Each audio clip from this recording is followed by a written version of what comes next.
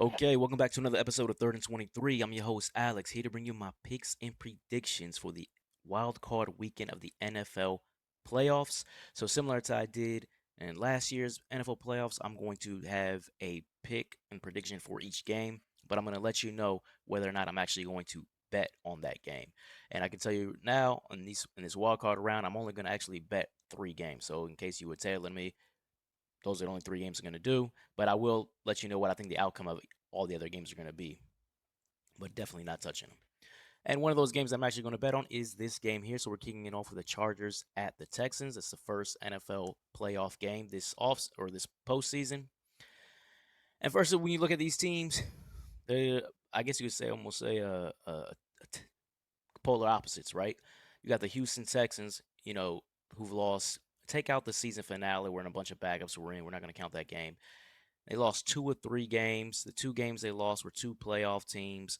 Have been really struggling all season. Quarterback CJ Stroud, having a sophomore slump. But they were able to win. They're in the playoffs because they were able to win the AFC South, which is the worst division in football this season. Every year there's one really bad division in football, and this year was the AFC South with 2 teams that are probably going to pick I think they're going to pick in the top 5. And then you're going against the Chargers. Chargers, Jim Harbaugh first season. They win 11 games, having a great year, and they've won 3 straight coming into this postseason. So keep that in mind. Chargers coming to this game as a 3-point favorite. I haven't seen any line movement in this one. And then when I'm looking at this game, for me, I want to more focus on the Texans' offense because that's probably going to be the deciding factor, in my opinion, of this game. So we look at the Texans' offense; they average 112 yards rushing per game. This is a middle of the pack rush game, right? You got Joe Mixon. Joe Mixon's a good running back, but he was better early season, mid season, around that time. Take weeks 15 through 17. Again, we're throwing out the season finale, which didn't matter. Weeks 15 through 17, he averaged 35 yards rushing as they went 1-2 in that 3 game stretch.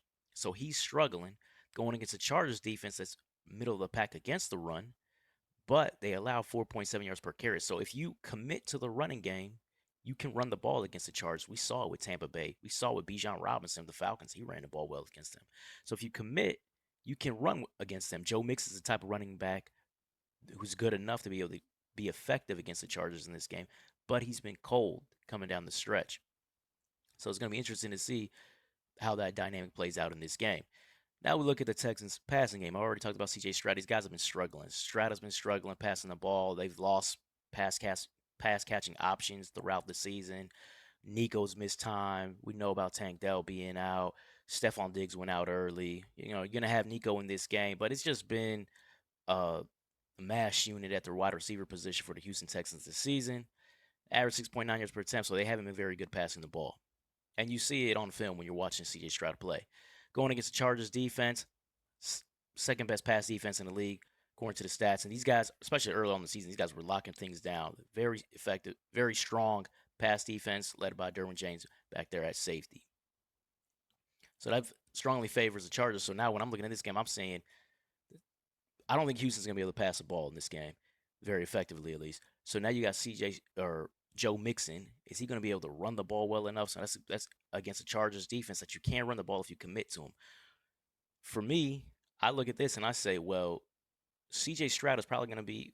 I look at this and say that the Texans and CJ Stroud are probably going to be behind the sticks on a lot of third downs because they allow pressure on 27% of the dropbacks, dead last in the league, against one of the best pass rushing teams in the league. So you got one of the best pass rushing teams in the league, one of the best pass defenses in the league, against the worst offensive line and pass protection in the league, and a struggling quarterback in having a sophomore slump.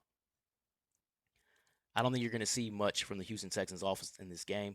So we're talking about lane and 3. I know I didn't talk much about the Chargers offense, but Justin Herbert, Ladd, Quinn Johnson having sophomore revival, right? And Jim Harbaugh being able to put together a game plan to be able to move the ball effectively in this game against a tough Houston Texans defense, but they should be able to move the ball and score at times in this game. I just like the Chargers and lane to 3. I don't like the Houston Texans offense in this game. I don't think they're going to score a lot of points in this one. And I think the Chargers are going to score enough to come out of Houston with the W and to be able to cover that 3. Moving on, we have Steelers at Baltimore.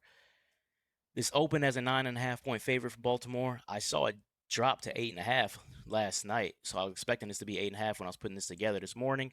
And I see Baltimore is back up to 9.5.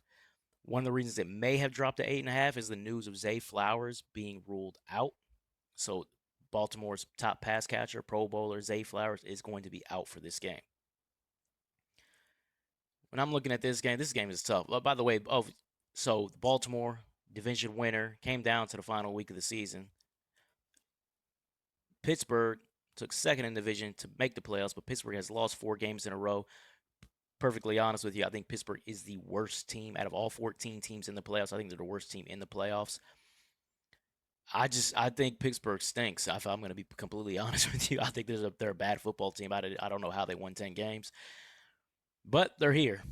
So when I'm looking at this, and they're here, and let's break this game down. So Baltimore, you got Lamar Jackson.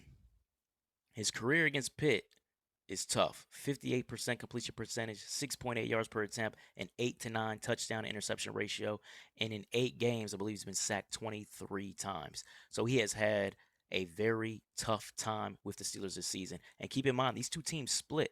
They lost in Pittsburgh 18-16, and then in the game they won in Baltimore, they won by 17. And Lamar had, I think, 3 touchdowns in that game. But then when you look at it, he only threw for 200 yards passing.